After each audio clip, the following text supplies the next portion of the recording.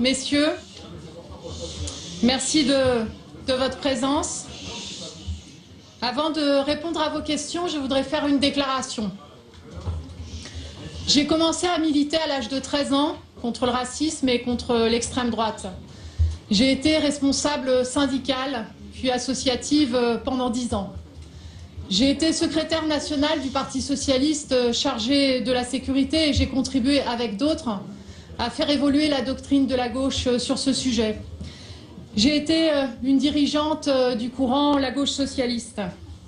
J'ai soutenu Ségolène Royal lors de la primaire de 2006, dans la campagne présidentielle de 2007, lors du congrès de Reims, dans la primaire de 2011. J'ai été une des porte-paroles de François Hollande pendant la campagne présidentielle. Députée des Deux-Sèvres depuis 2007, j'ai été réélue au premier tour en 2012.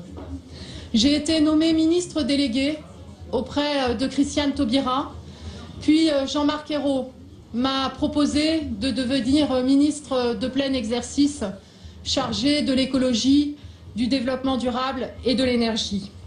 Pendant toutes ces années, je n'ai jamais été prise en défaut de loyauté envers mon camp. Et notamment dans la période la plus récente, où j'avais en charge des sujets tels que la sûreté nucléaire, les risques technologiques ou le prix de l'énergie et bien d'autres dossiers particulièrement exposés. Je n'ai jamais commis la moindre bourde ou fait le moindre couac.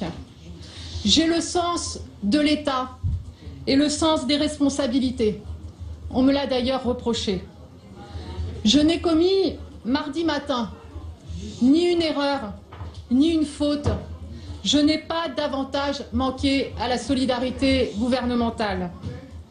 Je me suis parfaitement conformée à la charte de déontologie que j'ai signée lors du premier Conseil des ministres du nouveau quinquennat.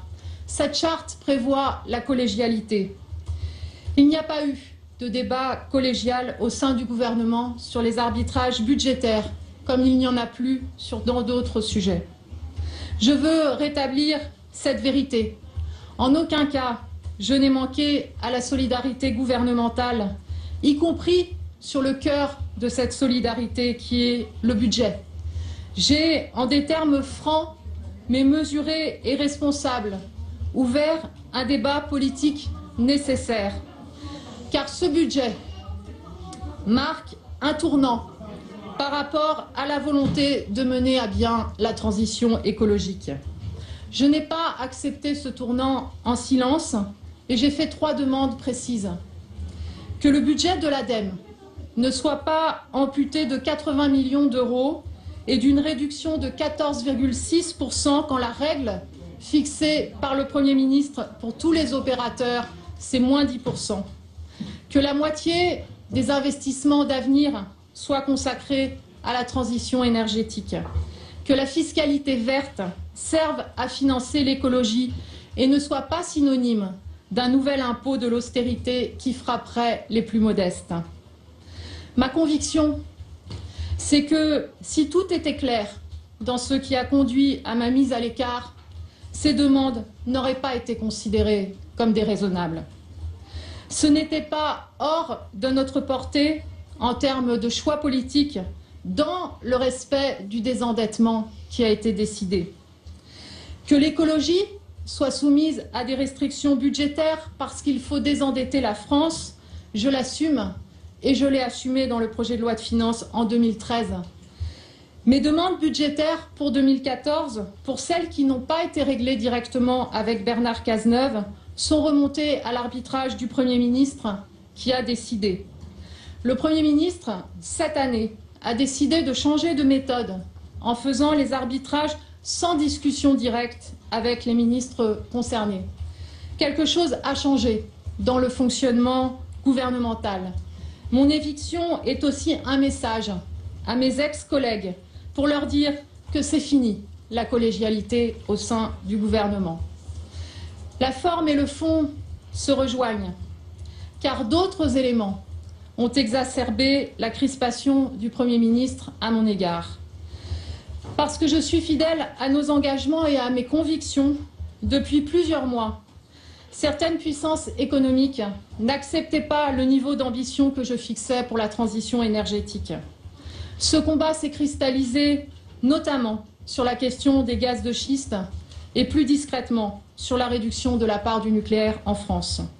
Ces forces dont je parle ne se sont pas cachées de vouloir ma tête. Mais si le gouvernement avait été solidaire, elle n'y serait pas parvenue. Est-il normal que le patron de l'entreprise Vallourec, directement intéressé par l'exploitation des gaz de schiste, ait pu annoncer ma marginalisation des semaines à l'avance devant des responsables de son entreprise aux États-Unis? Que le patron de Vallourec dise que je suis un désastre parce que je fais rempart au gaz de schiste et que je veux réduire la part du nucléaire, c'est une chose. Qu'il annonce ma mise à l'écart à l'avance, c'en est une autre. De quelles informations disposait-il pour être si sûr de lui? Est-il normal que des conseillers de Matignon et de l'Élysée me critiquent publiquement dans la presse?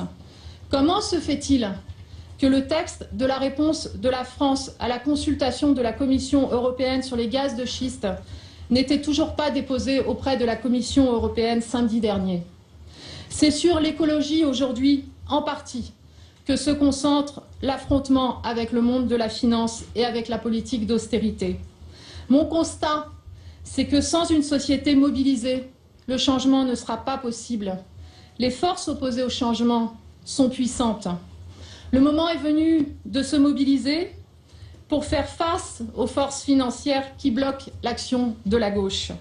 J'assume donc ma responsabilité d'être une lanceuse d'alerte pour la gauche, pour l'écologie, pour tous ceux qui aspirent à des changements profonds dans notre société.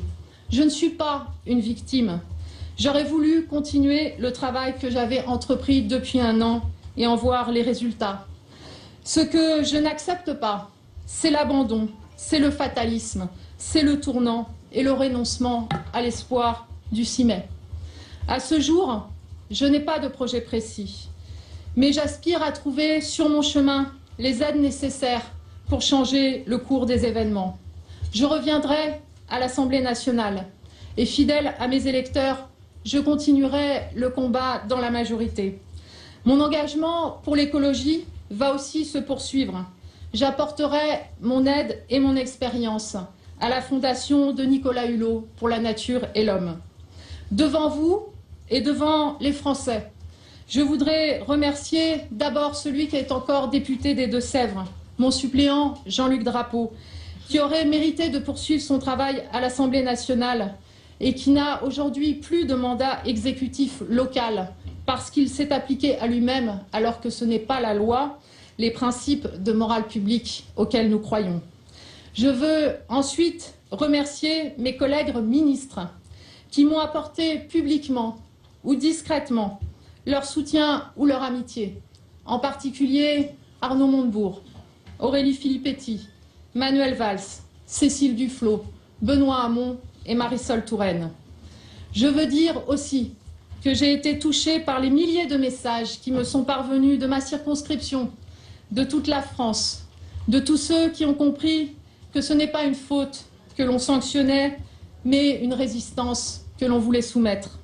J'ai évoqué la déception, j'ai évoqué le doute qui existe dans le cœur de l'électorat de gauche et écologiste. L'exercice des responsabilités suppose de faire des compromis. Ce que je n'accepte pas, ce n'est pas de faire des compromis. C'est le tournant de la rigueur qui ne dit pas son nom et qui prépare la marche au pouvoir de l'extrême droite dans notre pays. Ce dont il est question, ce n'est pas d'un poste ministériel, c'est du droit de ma génération à avoir des espoirs et à agir. Le temps est venu de reprendre la main du changement. J'appelle la gauche à un sursaut en faveur de l'écologie, de l'espoir et des générations futures. Est-ce qu'il y a d'autres forces économiques, vous pourriez citer d'autres forces économiques que l'entreprise Vallourec? Il y a cet exemple déjà avec une déclaration publique.